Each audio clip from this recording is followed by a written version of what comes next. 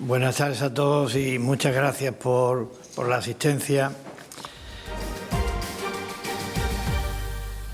Ante los hechos ocurridos en los últimos días en relación con la apertura de la aduana comercial en la frontera del Tarajal y tras haber tenido esta mañana una reunión con la delegada del Gobierno y otra reunión con el presidente de la Cámara de Comercio y la presidenta de la Confederación de Empresarios, a la que han asistido la consejera de Hacienda y el consejero de Turismo y Comercio, he creído conveniente celebrar esta comparecencia para poner de manifiesto cuál es la posición del Gobierno de la ciudad en relación con la situación en la que se encuentra la pretendida apertura de la aduana comercial en la frontera. Y quiero decirle al respecto que, tal como hemos venido reiterando desde hace tiempo, el Gobierno de la ciudad considera que la apertura de dicha aduana, si finalmente se consigue, constituirá un avance de significada relevancia en la normalización que todos deseamos de la frontera del Tarajal, de acuerdo con su condición de frontera exterior de la Unión Europea. En este caso, en lo que hace referencia al tránsito de mercancías. Y que, por tanto, siendo esto así, el Gobierno de la ciudad entiende que se debe de continuar en el empeño para conseguir la apertura de esta aduana comercial y que, además, esta apertura se debe de producir de acuerdo con unos cánones de funcionamiento, códigos de funcionamiento que permitan calificarse de convencionales, que sea una aduana comercial convencional, tanto en lo que se refiere a las expediciones comerciales como en lo que se refiere al régimen de viajeros. Sin otras limitaciones que las que puedan derivarse de la normativa que resulte de aplicación o de las capacidades logísticas que en cada momento se dispongan.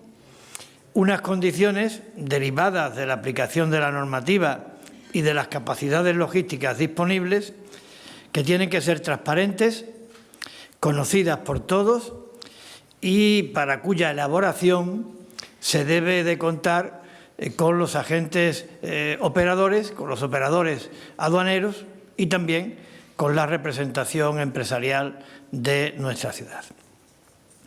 Este es el posicionamiento del Gobierno. Creemos que debe de haber una aduana comercial y creemos que tiene que funcionar de manera convencional. Es un hecho relevante, insisto, para la normalización del funcionamiento de nuestra frontera, la de todos. Pero también el Gobierno de la ciudad considera y queremos transmitir que la solución económica de Ceuta no puede depender de la apertura de la aduana comercial. El Gobierno de la ciudad considera que el futuro económico de Ceuta tiene que estar basado en la idea de más España y más Europa. Más España y más Europa para que la estabilidad de nuestra economía no dependa de ningún tercero. Y que al respecto de esto, la experiencia, el asesoramiento recibido, los contactos que hemos mantenido, nos indican dos cosas que voy a recordar y que me parece que también son importantes. Una de ellas, que no es ninguna utopía, que no es ninguna aspiración utópica, ninguna meta inalcanzable, aspirar a un modelo económico sólido, estable, con mayor capacidad para crear empleo, verde, azul e inteligente. Es posible. Y la segunda cosa que nos indica la experiencia que vivimos, los asesoramientos recibidos, los contactos, es que para lograrlo se requiere del apoyo y del impulso del Estado. Necesitamos del apoyo y del impulso del Gobierno de la Nación y, en algunos casos, también de las Cortes Generales.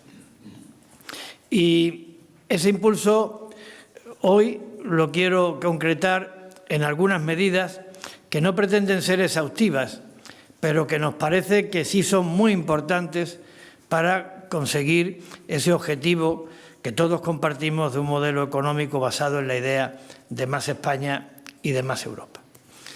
Esas medidas las he agrupado en 5 apartados a efectos expositivos y digo que no son exhaustivas, es decir, que probablemente habrá alguna más que no esté, pero procuraremos ir completándola con lo que seguidamente también voy a comentar. El primer apartado es la suficiencia energética y, por tanto, hace referencia a la culminación del proyecto sobre conexión eléctrica de Ceuta con la península mediante el tendido del cable submarino. Las obras se han empezado, pero hay que culminarlas sin plazos, porque tiene una función fundamental para nuestro desarrollo económico. El segundo apartado tiene que ver con el régimen económico y fiscal especial. Y ahí consideramos algunas medidas verdaderamente determinantes. La primera, recuperar el régimen que teníamos de bonificaciones en las cuotas a la Seguridad Social, de tal manera que no estén sometidas a ninguna limitación temporal en cuanto a su vigencia y podamos tener el 75% de bonificación en dichas cuotas a la Seguridad Social, un porcentaje que es el que se hablaba antes de aprobar el Plan Integral para el Desarrollo Socioeconómico de Ceuta en octubre de 2022. La segunda tiene que ver con el impuesto sobre sociedades y hace referencia a la bonificación que en el mismo se contempla por la creación de puestos de trabajo en Ceuta.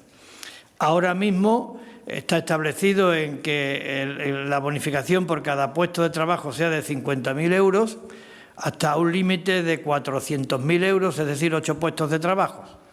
Lo que nosotros proponemos es que se modifique esta medida para que se amplíen los 50.000 euros y para que no haya tope máximo en cuanto al importe total de dicha bonificación. La tercera cuestión, dentro del régimen económico y fiscal especial, tiene que ver con la modificación legal del IPSI, la modificación de la ley que regula el IPSI al objeto de cumplir básicamente con 3 objetivos. El primero de ellos, mejorar la competitividad del comercio local. El segundo de ellos, para evitar el efecto cascada que la aplicación del IPSI produce en algunos sectores económicos, como es la construcción. Y el tercero, facilitar el tránsito a ese modelo económico al que antes me refería, verde, azul e inteligente. Y la cuarta iniciativa dentro del ámbito del régimen económico y fiscal y especial es blindarlo. Blindar el régimen económico y fiscal para que no nos pase lo que nos ha pasado con las bonificaciones a la Seguridad Social. Es decir, para que cualquier modificación que se pretenda llevar a cabo del mismo cuente con la audiencia de la ciudad autónoma de Ceuta. El tercer apartado, el puerto, el turismo y el comercio. El puerto está manifestando unos claros síntomas de dinamismo y de apertura de nuevos horizontes, de captación de nuevos tráficos, de modernización y de avance. Creemos que eso se debe de consumar y se debe de culminar y hay que apoyar al puerto para que esto pueda conseguirlo. ¿Y cómo hay que apoyarlo? Cumpliendo con lo que establece al respecto el Plan Integral sobre el Desarrollo Socioeconómico al que antes me refería. Y en el caso del puerto habla de aumento de las capacidades, de los nuevos tráficos a los que también hacía alusión, de la redefinición de usos, de la electrificación de los muelles y de un nuevo marco institucional y financiero. Que esto se cumpla y que se cumpla cuanto antes. También que se lleven a cabo las medidas que sean necesarias para eliminar las dificultades que ahora mismo tienen los productos que llegan a Ceuta o son originarios de nuestra ciudad en el acceso a la unión aduanera. Por otra parte, la articulación de los mecanismos necesarios para abaratar y de manera sustancial el coste de las comunicaciones marítimas y aéreas con la península. Y en quinto lugar, dentro de este apartado del turismo y del comercio, apoyar todos aquellos proyectos que vayan encaminados a mejorar las infraestructuras y las instalaciones con incidencia directa en el desarrollo del turismo y del comercio y ahí incluimos también continuar con la labor de rehabilitación de nuestro rico y valiosísimo patrimonio histórico y cultural. El cuarto apartado, dentro de estas medidas, haría referencia al suelo, a la vivienda y al urbanismo. Y ahí creemos que hay tres medidas importantísimas que deben de culminarse. La primera de ellas hace referencia a la necesidad de cumplir en los plazos previstos con la cesión de suelo por parte del Ministerio de Defensa de la ciudad, según el acuerdo publicado en el Boletín Oficial del Estado de fecha 28 de julio de 2023. El segundo, la ejecución del plan que está elaborando la ciudad de manera coordinada y conjuntamente con la Administración General del Estado y que contempla aumentar el parque de viviendas en nuestra ciudad, sociales y también de precio tasado, en unas 800 nuevas viviendas. Y el tercero, que también se cumpla con lo que se establece en el plan integral sobre la promulgación, aprobación de una ley específica de suelo y ordenación urbana para Ceuta. Y el quinto apartado sería el referido al emprendimiento, la formación y la economía del conocimiento. Y tres medidas: la aplicación de programas de apoyo a nuestras pymes y autónomos, que lo necesitan. La segunda, la puesta en marcha de la construcción y desarrollo del proyecto denominado Ciudad de la Formación Profesional. Y, en tercer lugar, ampliar la oferta de estudios universitarios y de posgrado. Estas son las 15 medidas que nosotros consideramos desde el Gobierno que se deben de poner en marcha de manera inmediata para poder conseguir ese objetivo de un nuevo modelo económico basado en la idea de más España y más Europa, que, insisto, tiene por objetivo fundamental que la estabilidad económica de nuestra ciudad no dependa de ningún tercero. Quiero decir al mismo tiempo, porque es una precisión creo que conveniente, que estas 15 medidas que yo acabo de comentar ya se las planteé al presidente del Gobierno de la Nación en la reunión que tuve el 22 de noviembre del año pasado.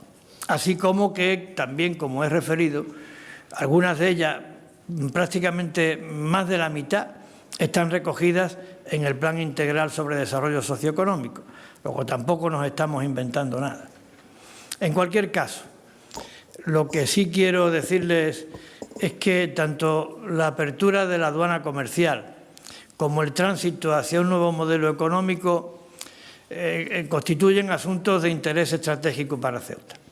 Y digo estratégico porque creo que ambos guardan una relación directa con la previsión contenida en la Estrategia de Seguridad Nacional que se aprobó en diciembre de 2021, en donde creo que de manera casi literal se dice que la situación peculiar de nuestra ciudad en cuanto a su ubicación geográfica y también la especificidad derivada de ser frontera exterior de la Unión Europea en el continente africano exige de un esfuerzo especial por parte de la Administración General del Estado para garantizar la seguridad y el bienestar de los ciudadanos de Ceuta.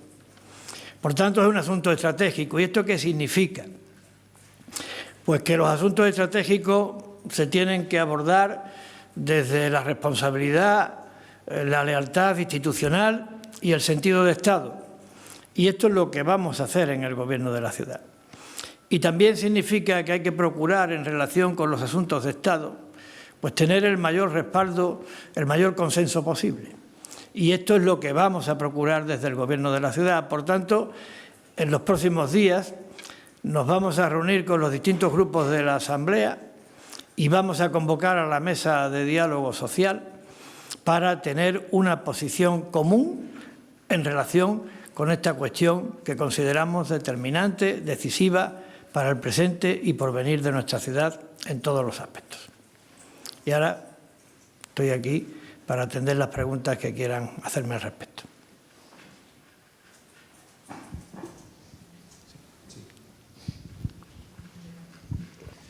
Buenas tardes, señor Vivas. Me gustaría conocer si usted esperaba algún pronunciamiento del Gobierno de España en este tiempo sobre el tema de la aduana comercial. Bueno, ya le he dicho que yo he hablado esta mañana con la delegada del Gobierno y también le quiero comentar al respecto que cuando se suscitó en prensa la posibilidad de que se produjera esa apertura para el día 8, me parece que la publicación apareció el día 2 de enero, yo hablé con el Ministerio de Asuntos Exteriores y me dijeron que sí, que se estaba trabajando en el asunto, que no había fecha fija y que algunas de las cosas que se estaban publicando no eran exactas, no se correspondían con la realidad. Luego el día 7 me llamó la delegada del Gobierno para decirme que el día 8 se procedería a la apertura. Y luego lo que todos ustedes conocemos. Yo creo que el pronunciamiento del Gobierno de la Nación no ha tenido modificación en relación o respecto del que ya se produjo a la hora de aprobar el Plan Integral para el Desarrollo Socioeconómico, en donde figura como una de sus medidas la apertura de la aduana comercial en la frontera del Tarajal. Reitero, me parece que es un asunto de muchísima entidad, que además constituiría de lograrse un paso relevante para la normalización de la frontera. Creo que ha sido un paso relevante en esa normalización en cuanto al tránsito de personas, la exigencia de visado a las personas que no residen en el espacio Schengen para acceder a Ceuta, y en el ámbito comercial sería un paso relevante el establecimiento de la aduana tanto para las expediciones comerciales como en el régimen de viajeros, siempre de acuerdo con unos cánones de funcionamiento convencionales en relación con las aduanas comerciales que existen en el resto de España y de Europa. ¿Sería una mala noticia, como ha salido en algunos medios, que realmente la aduana o la apertura de la aduana fuera una contrapartida en relación a una petición de Marruecos y lo vinculan al espacio aéreo del Sáhara? Que estuviéramos dentro de un tablero de juego que, bueno, de alguna manera no tiene relación una cosa con otra. Bueno, mire, yo no quiero especular sobre ese tipo de cuestiones porque no tengo ningún tipo de información al respecto. Hablo en nombre del Gobierno de la ciudad y creo que hemos sido claros. Es decir, nosotros queremos que se establezca la aduana comercial porque normaliza la frontera entre dos países vecinos, dos países amigos. Se tiene que normalizar desde nuestra perspectiva, pero también desde nuestra perspectiva, por muchas razones, Ceuta no puede depender de la aduana comercial. Ceuta tiene que optar estratégicamente por un modelo económico basado en más España y más Europa. Y creo que he sido muy explícito. Más España y más Europa para que la estabilidad económica de Ceuta, con todo lo que ello supone, no dependa de ningún tercero. Por tanto, si eso ocurre y se logra y el Estado está en condiciones de poderlo lograr, contando con el concurso de toda la sociedad ceutí y de sus instituciones, preguntas como la que usted me hace, pues no tendrían tanta trascendencia. Marruecos podrá plantear lo que quiera plantear de manera legítima y España también de manera legítima podrá responderle a Marruecos lo que estime pertinente en defensa de los intereses de España. Y no tendremos que hablar que esto tenga que ver o no con la aduana comercial de Ceuta, porque Ceuta no dependerá de esa aduana comercial. ¿Ha hablado el ministro de Asuntos Exteriores con usted en estos días? Yo hablé con el Ministerio de Exteriores y quedamos en tener una reunión con el ministro de Asuntos Exteriores. La voy a pedir, pero la quiero pedir después de que hayamos tenido la mesa de diálogo social, porque yo creo que esta es una cuestión que no debe de ser una cuestión del Gobierno de la ciudad, tiene que ser una cuestión de Ceuta. Lo que a mí me gustaría sería que la posición respecto de la aduana comercial, tras los hechos ocurridos últimamente, y la posición respecto de la opción estratégica de Ceuta de cara al futuro económico de nuestra ciudad fuera una posición de todo Ceuta, o por lo menos de la mayoría de Ceuta. La unanimidad no siempre es fácil y tampoco yo creo que podamos situarla como un objetivo realizable. Pero sí, un amplio respaldo y un amplio consenso al que antes me he referido, sí.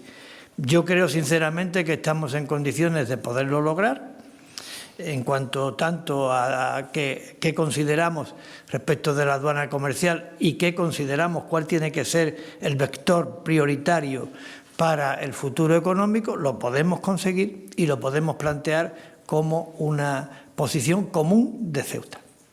Y por mi parte, en otro asunto, ayer el Gobierno de Ceuta, o al menos su consejero de Presidencia y Gobernación, firmaba la Declaración de Asturias. Me gustaría conocer qué medidas en materia de vivienda se aplicarían en la ciudad y qué efecto tendría desde el punto de vista económico, desde el punto de vista de las arcas públicas, las medidas que se pudieran adoptar.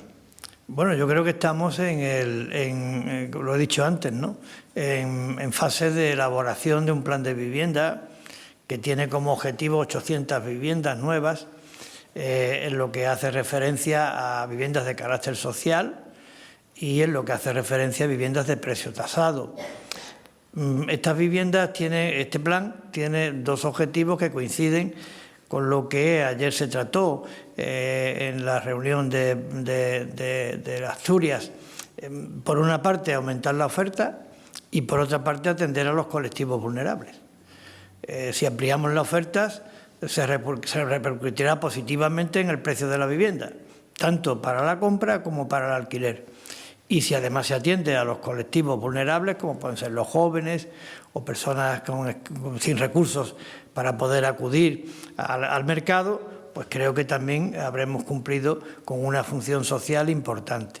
Yo lo que espero es que el plan que estamos elaborando cuente también con un amplio respaldo, tanto desde el punto de vista político en la Asamblea, que sea respaldado por la mayoría de los grupos de la Asamblea, como desde el punto de vista institucional, que sea también fruto del entendimiento, el acuerdo, la cooperación y la colaboración entre la Administración de la ciudad y entre la Administración General del Estado, porque estamos hablando de un asunto también de Estado que requiere, por tanto, de esa lealtad institucional y colaboración entre administraciones. Hoy, el consejero está en una reunión importante que ha convocado el Ministerio de la Vivienda y allí va a defender el plan de vivienda de la ciudad de Ceuta. Buenos días. Bueno, buenas tardes ya, presidente. Buenas a mí me gustaría preguntarle si a usted, la delegada del Gobierno, le ha explicado qué sucedió realmente el miércoles de la semana pasada. Porque esa furgoneta, en el caso de Ceuta, que comenzó su tránsito, finalmente no lo culminó hacia Marruecos, porque prácticamente una semana después no se ha dado ningún tipo de explicación. No sabemos si realmente aquello pretendía ser la apertura de la aduana comercial o simplemente era una prueba piloto más, y ni los medios de comunicación ni los ciudadanos de Ceuta tienen ningún tipo de información de qué sucedió ese día en la aduana y por qué no transitaron esos vehículos ni desde Ceuta ni desde Melilla. Sí, yo creo que no era una prueba, era la apertura. Luego se pretendía que fuera la apertura. Lo que me ha dicho la delegada del Gobierno es que fueron cuestiones de índole técnica, de técnica aduanera, la que impidieron que se culminara esa apertura, y también quizá una falta o poca flexibilidad a la hora de la aplicación de esa normativa. Esta es la información que a mí me ha facilitado la delegada esta mañana. Y en otro orden de cosas, usted se ha referido en varias ocasiones a lo largo de la intervención a ese plan estratégico de desarrollo socioeconómico que se aprobaba hace ya bastante tiempo, y me gustaría conocer qué opinión le merece el desarrollo que está teniendo, si cree usted que se está cumpliendo con los objetivos y si tiene un porcentaje la ciudad autónoma de cumplimiento de esas medidas que se presentaban hace ya más de 2 años. Sí, tenemos el porcentaje de cumplimiento que yo no me sé en estos momentos y por tanto no quiero tampoco confundirles a ustedes, pero creo que el porcentaje de cumplimiento no se puede determinar diciendo hay 80 medidas, que me parece que son las que componen el plan, y de las 80 hay cumplidas 40, por lo tanto aprobamos con un 5 o tal. Creo que ese no sería una evaluación objetiva, ni tampoco la que se necesita, porque como comprenderá, no todas las medidas tienen el mismo peso. Yo que he hecho aquí esta mañana, pues he sacado algunas de las medidas que están en el plan integral, algunas otras no estaban, pero he sacado algunas de las medidas que estaban en el plan y he configurado este paquete de 15 medidas que me parecen determinantes. En el plan hay algunas medidas determinantes que se han puesto en marcha. ¿Cuáles? Pues antes me he referido, se han iniciado las obras para la conexión eléctrica con la península. Eso me parece a mí que es una medida muy importante, ahora hay que culminarla. Otra medida importante que se puso en marcha como consecuencia del plan, la cesión de suelo por parte del Ministerio de Defensa a la ciudad. Está tasada en unos 60 millones de euros en cuanto a valor. Superficie, pues significa el 8,5% de todas las superficies del suelo de Ceuta.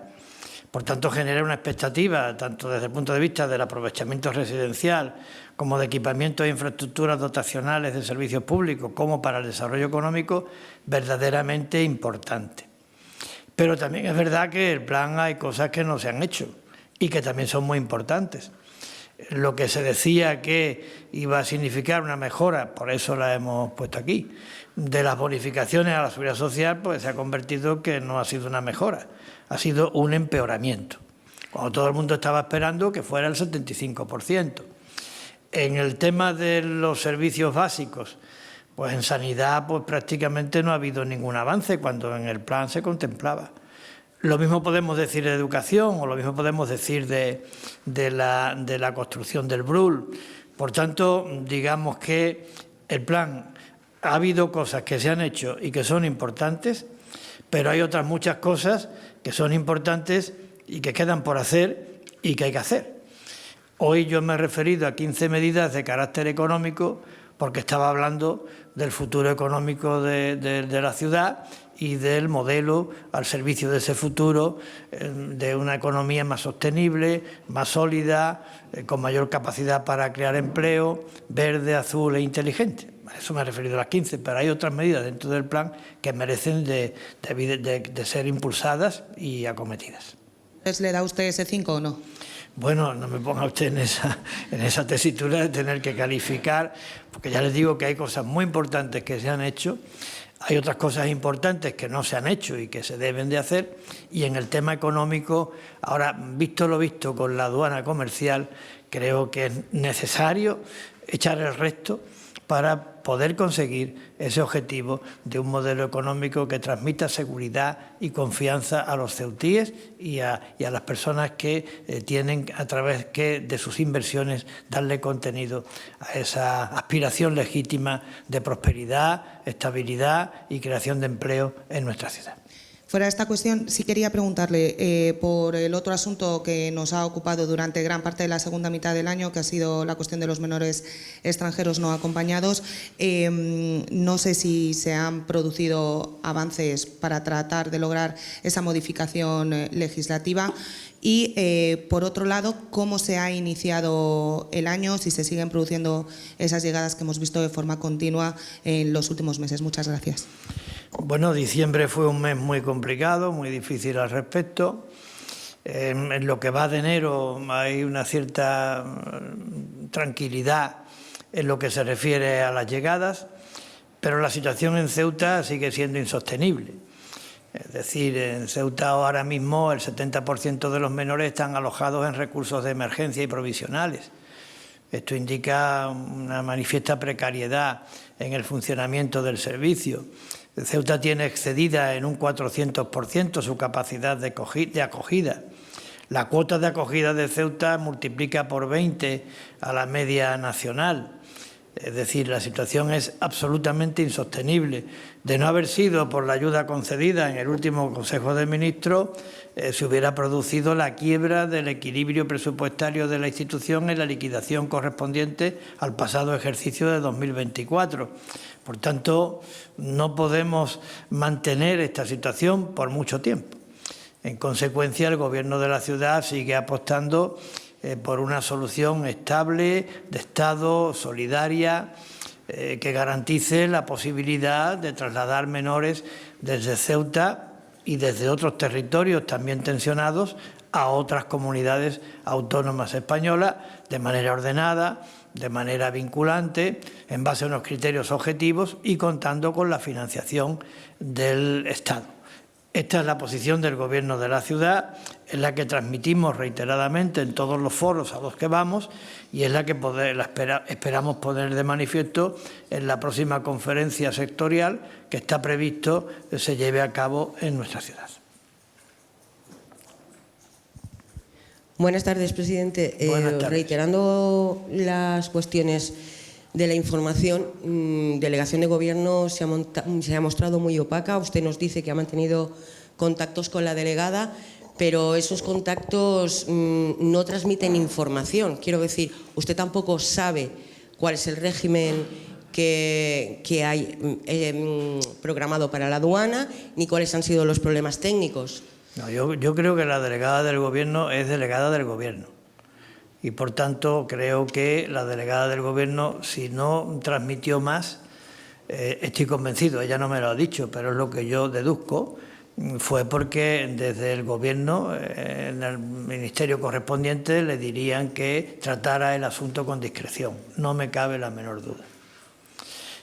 No creo que la opacidad sea debida, lo digo con toda sinceridad y honestidad, sea debida a una actitud que partiera de la propia delegada del Gobierno. Es mi opinión personal y la digo con absoluta honestidad.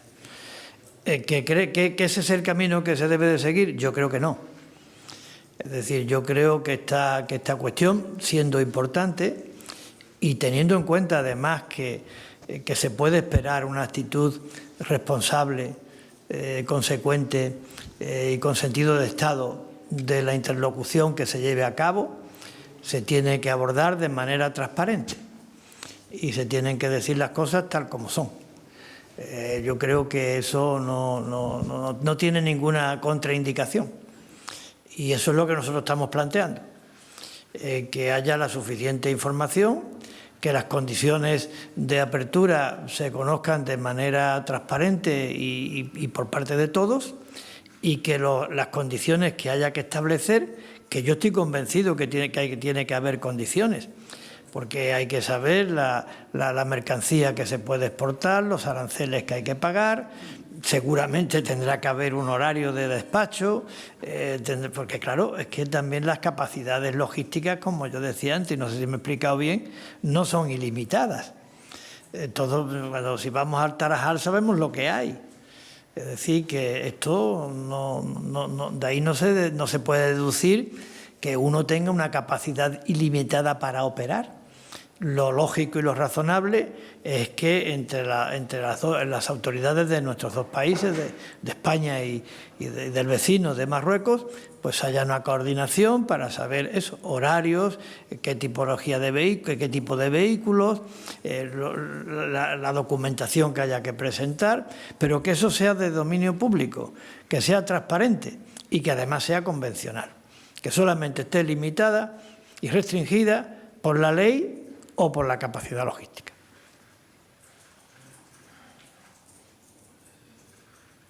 Bueno, muchas gracias a todos.